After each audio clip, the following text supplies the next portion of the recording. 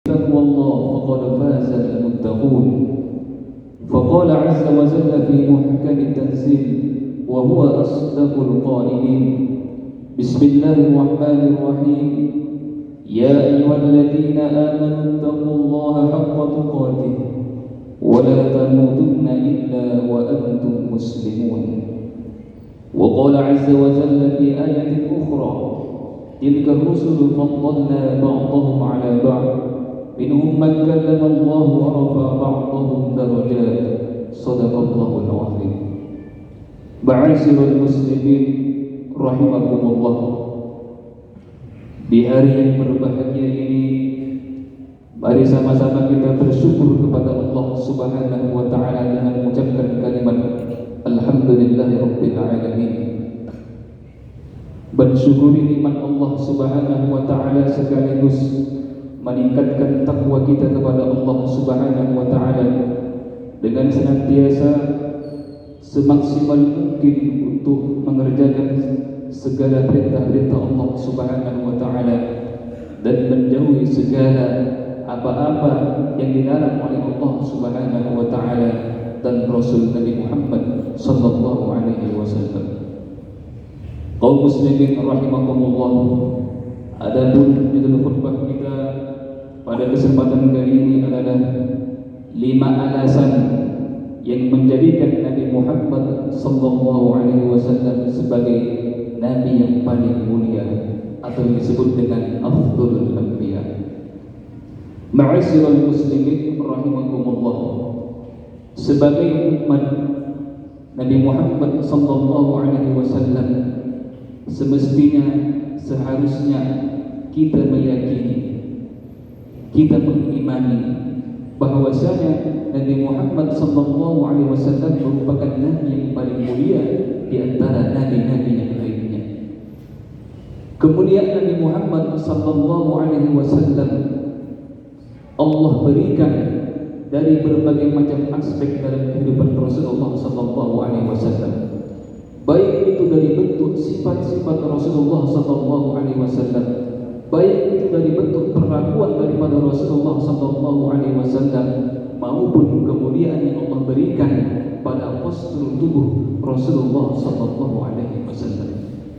Maka oleh karena itu, dalam Al-Quran dalam surah Al-Baqarah yang dibacakan tadi, Allah Subhanahu wa taala mengatakan tilkar rusul faddalna ba'dahum 'ala ba'd minhum man kallama Allah wa rafa'a ba'dahum darajat. Kata Allah Subhanahu wa taala, rasul-rasul itu kami lebihkan sebahagian mereka dari sebahagian yang lain. Di antara mereka, kata Allah, ada yang langsung Allah berikan firman dengannya, dan sebagian lagi ada yang ditinggikan derajatnya. Bahkan dalam surah An-Nisa juga Allah Subhanahu wa taala berfirman, wa kana fadlullahi 'alaika 'azima. Kata Allah, karunia Allah Subhanahu wa taala yang dilimpahkan kepadamu wahai Muhammad itu sangat besar. Ini dalil dasar yang menjadikan Nabi Muhammad sallallahu alaihi wasallam adalah nabi yang paling mulia dari nabi-nabi yang lainnya. Seorang ulama yang bernama Imam Al-Laqani dalam matan Jawhar Tauhid beliau menyebutkan dalam sebuah bait, wa afdalul khalqi 'ala al-itlaq nabiyyuna famil 'ani syiqaq. Kata beliau, sebaik-baik makhluk yang pernah Allah ciptakan di muka bumi ini atau di luar muka bumi ini adalah Nabi Muhammad sallallahu alaihi wasallam. Imam As-Sawri ketika menjelaskan isi daripada bait ini, beliau mengatakan bahwasanya kemuliaan Nabi Muhammad sallallahu alaihi wasallam di antara makhluk-makhluk yang lain itu sudah merupakan bentuk kesepakatan ijma'ul muslimin, seluruh kaum muslimin, wa ijma'ul ulama, dan kesepakatan para ulama, baik ulama ahlu sunnah wal jamaah, bahkan sekalipun orang-orang Mu'tazilah dan Syiah meyakini bahwasanya Nabi Muhammad sallallahu alaihi wasallam adalah nabi yang paling mulia, makhluk yang paling agung di antara makhluk-makhluk Allah Subhanahu wa taala, baik itu di kalangan jin, baik itu di kalangan malaikat, apalagi di kalangan manusia biasa. Maka setidaknya kita mengetahui apa alasan-alasan yang menjadikan Nabi Muhammad SAW ini memiliki tempat yang istimewa di sisi Allah Subhanahu wa Ta'ala. 5 alasan ini saya kutip dari kitab yang berjudul Bidayatus Sul fi Tafdhil Rasul yang dikarang oleh salah satu ulama besar yang bernama Syekh Izzuddin bin Abdussalam yang lahir di Suriah pada tahun 577 Hijriah dan wafat di Mesir pada tahun 660 Hijriah.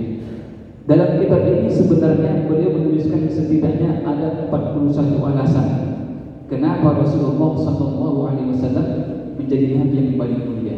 Tapi karena waktu yang singkat ini, saya hanya menyampaikan 5 alasan saja sebagai bentuk penegasan daripada Allah Subhanahu wa Ta'ala yang menjadikan nabi kita nabi yang mulia. Yang pertama adalah bahwasanya Rasulullah SAW merupakan pemimpin buat seluruh Bani Adam. Jadi 5 alasan ini adalah bersumber daripada hadis-hadis daripada Rasulullah SAW. Yang pertama tadi, ketika Rasul mengatakan dalam sebuah riwayat dikatakan, "Ana sayyidu waladi Adam wala fakhr." Kata Rasul, aku adalah pemimpin penghulu buat seluruh anak Bani Adam wala fakhr dan aku tidak sombong, kata Rasul. Hadis ini menjelaskan bahwasanya Rasul ingin memberikan statement, pernyataan kepada umatnya, kepada umat manusia bahwasanya tidak ada yang layak untuk menjadi pemimpin di muka bumi ini, tidak ada yang layak untuk menjadi penghulu di muka bumi ini kecuali aku, kata Rasulullah SAW. Dan ketika Rasul mengatakan pernyataan ini bukan didasari atas dasar sombong atau hawa nafsu, karena kita tahu bahwasanya seluruh perkataan yang keluar daripada Rasulullah SAW itu bukan merupakan hawa, tetapi merupakan wahyu daripada Allah Subhanahu wa Ta'ala yang Allah pertegas dalam surah An-Najm, "Wa ma yantiqu 'anil hawa in huwa illa wahyu yuha." Maka wajar Rasulullah SAW memberikan statement seperti ini untuk menyatakan resmi kepada umatnya, kepada seluruh makhluk Allah Subhanahu wa Ta'ala, dari Nabi Adam sampai akhir zaman nanti, akulah pemimpin kalian, kata Rasulullah SAW, wala fakhr, dan aku tidak sombong. Itu alasan yang pertama kenapa Nabi Muhammad nabi yang paling mulia. Alasan yang kedua, dari hadis Rasulullah SAW juga, ya, Adam faman dunahu tahta liwa'i yawmal qiyamati wala fakhr. Adam beserta keturunannya, dari anak keturunannya sampai hari kiamat nanti, kata Rasulullah SAW, tahta liwa'i yawmal kiamat, di bawah bandiku, di bawah naunganku pada hari kiamat nanti, wala fakhr, dan aku tidak sombong, kata Rasul.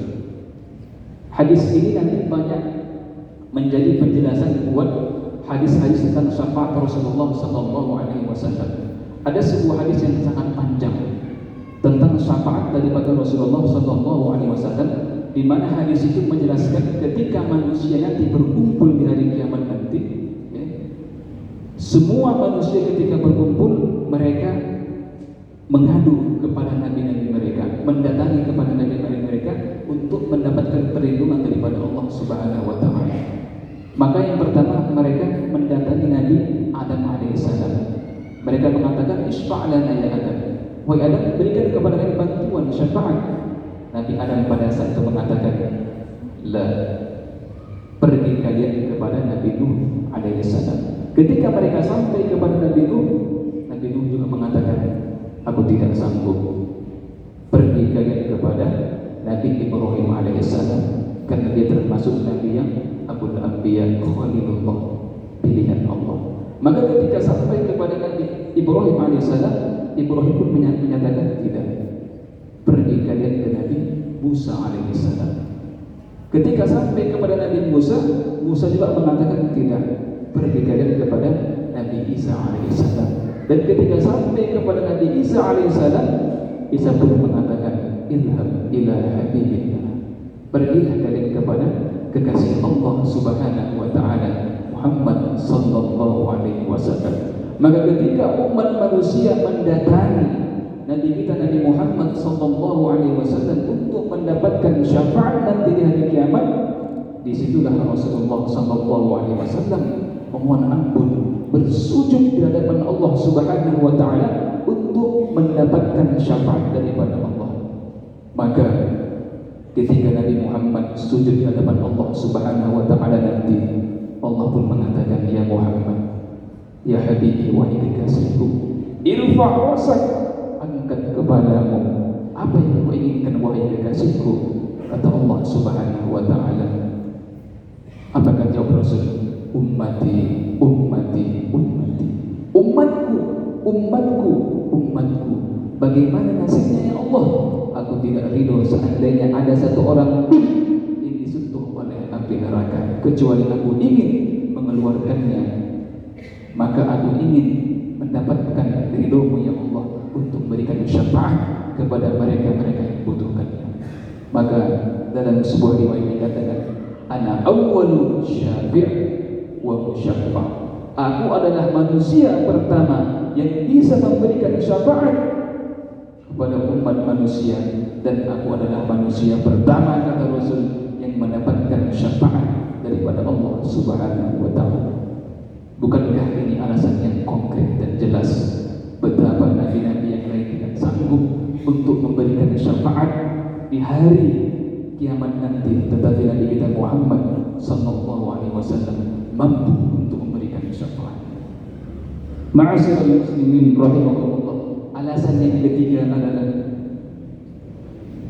ketika Allah Subhanahu wa taala memanggil nama nabi kita dalam Al-Qur'an Al-Karim, Allah Subhanahu wa taala tidak menyebut nama Muhammad dengan kalimat langsung Muhammad.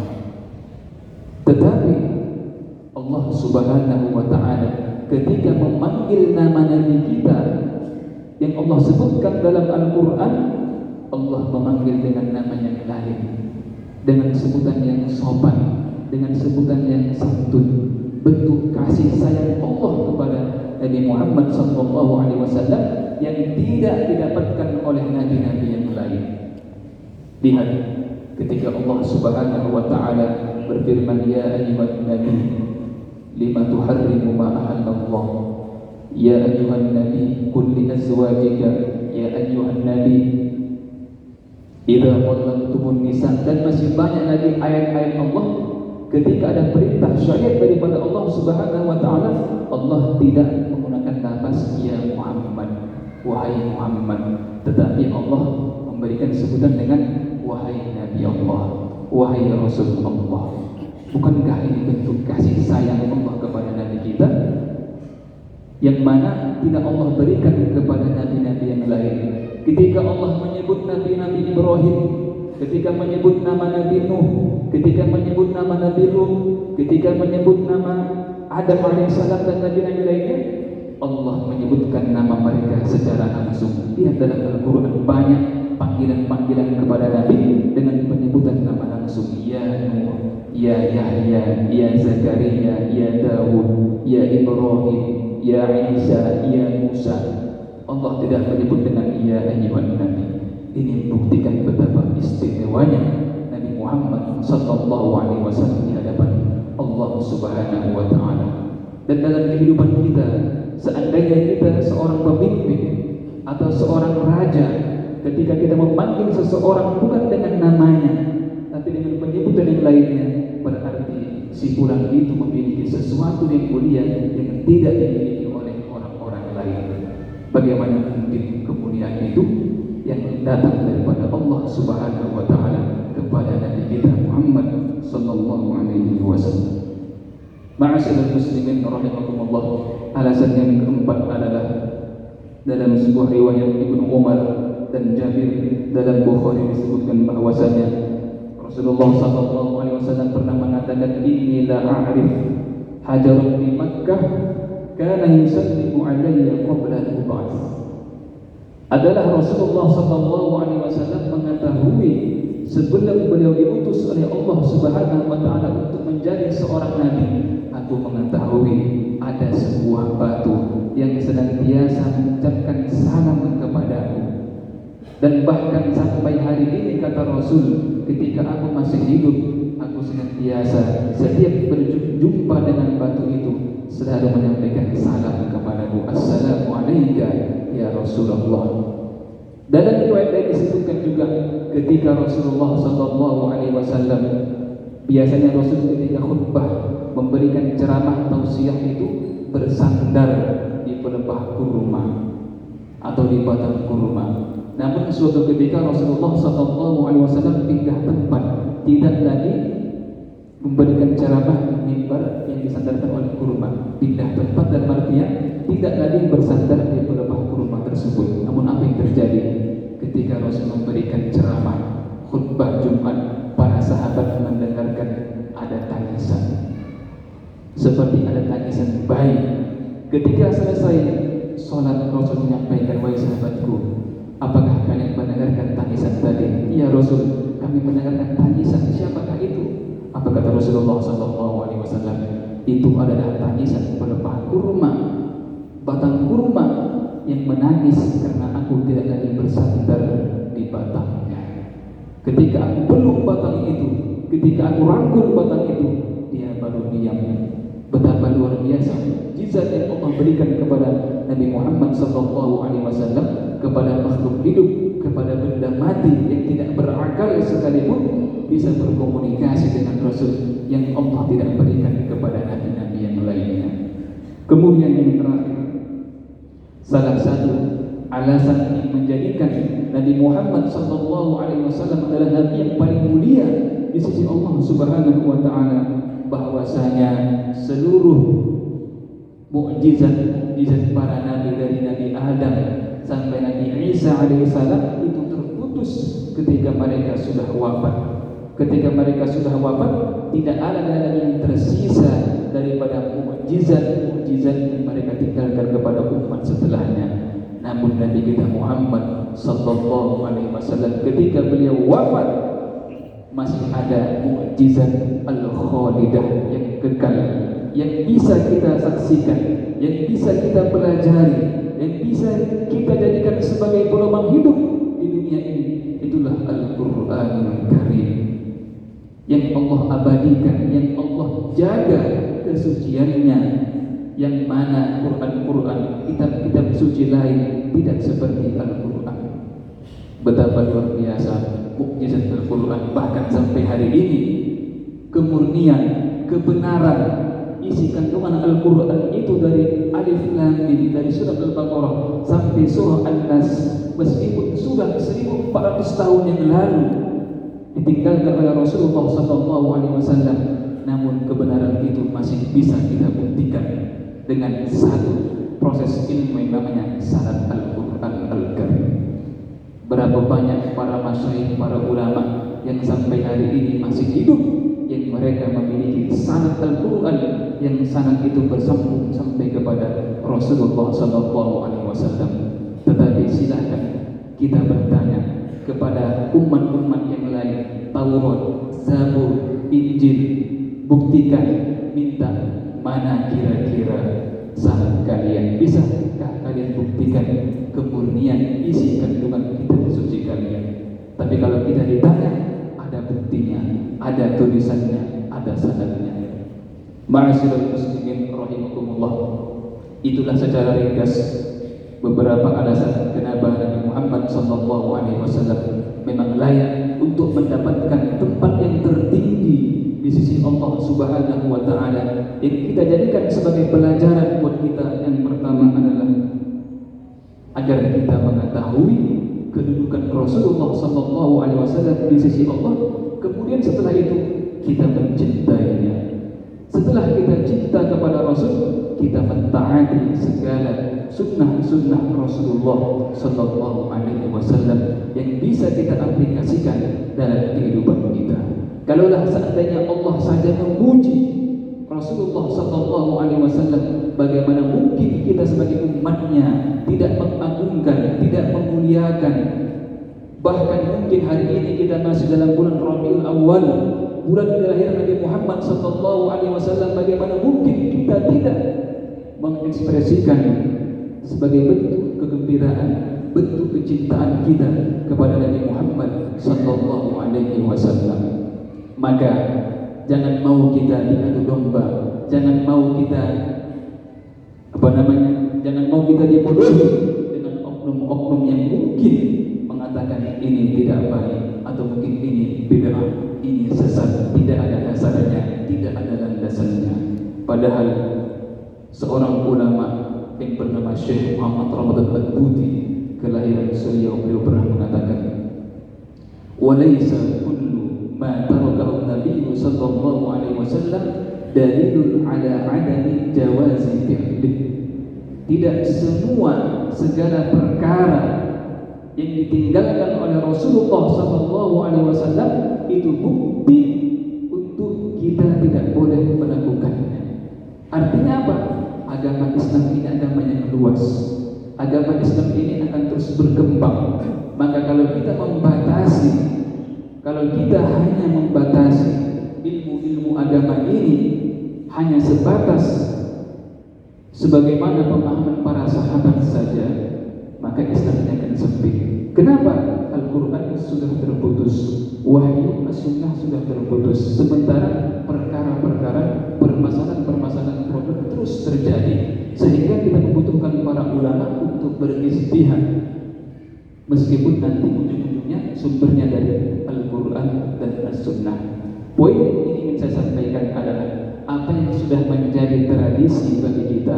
Contoh misalnya perayaan Maulid, mari terus kita tingkatkan, mari terus kita lanjutkan. Jangan sampai kita terhenti gara-gara ada oknum-oknum yang tidak bertanggung jawab. Karena mereka, saya yakin, yang mengharam-haramkan atau yang menghalang-halangi perayaan ini adalah mereka-mereka yang mungkin tidak mengerti bahasa Arab. Kenapa? Al-Quran dan hadis itu tak mungkin bisa kita pahami kalau kita belum menguasai bahasa Arab. Satu huruf pun dalam bahasa Arab sangat penting untuk menafsirkan dan memahami isi kandungan Al-Quran. Ketika kita tidak tahu apa itu huruf jar saja misalnya, perbedaan huruf min dengan huruf fi tidak tahu, inilah yang akan menyesatkan buat kita semua. Maka oleh karena itu, percayai, lanjutkan apa yang sudah menjadi kebaikan bagi kita. Karena Ahlus Sunnah wal Jamaah, ulama-ulama hari ini juga mendukung apa yang sudah kita jadikan budaya setiap tahunnya. Ma'asyiral muslimin rahimakumullah. Mudah-mudahan khutbah ini bermanfaat buat kita semua dan cinta kita kepada Rasulullah sallallahu alaihi wasallam semakin tumbuh ketika kita mengetahui derajat martabat Rasulullah di sisi Allah Subhanahu wa taala. Aqulu qouli hadza wa astaghfirullah li wa lakum. Ud'ullaha wa antum muqinuna bil ijabah.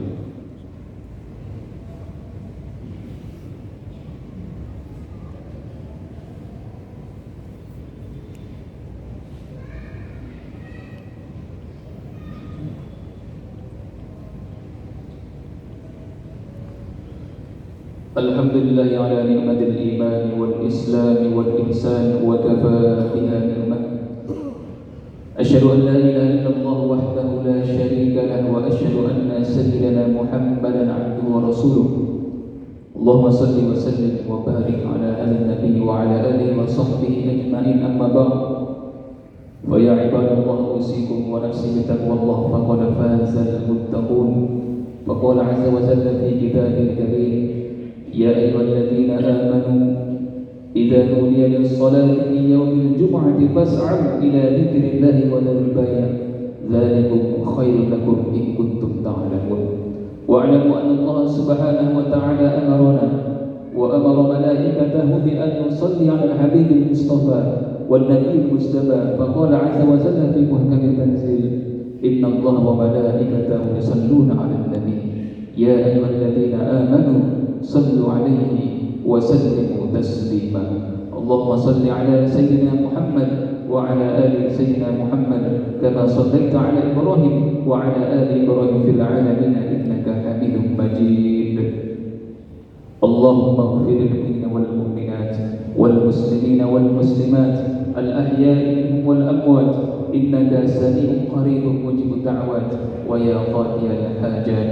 اللهم إنا نسألك علما نافعا ورزقا واسعا وقلبا خاشعا ولسانا ذاكرا ودعاء مستجابا وشفاء من كل داء برحمتك يا أرحم الراحمين. ربنا آتنا في الدنيا حسنة وفي الآخرة حسنة وقنا عذاب النار.